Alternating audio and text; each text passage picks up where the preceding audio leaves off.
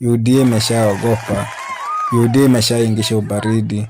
Hadi mnatumia mjane aliyekuwa bibi wa Ng'eno akuja aambie watu hapo uongo, wapange na uongo hapa.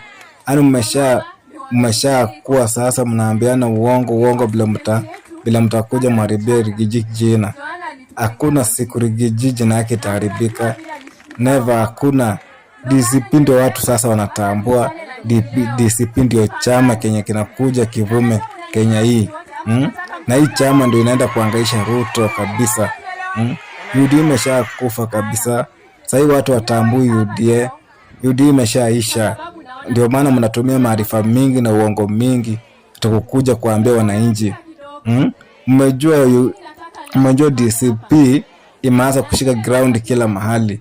Ndio mnatumia kila ujanja, mnatumia kila maarifa ili ati muharibie Rigiji jina. Hakuna siku yenye mtaharibia Rigiji jina.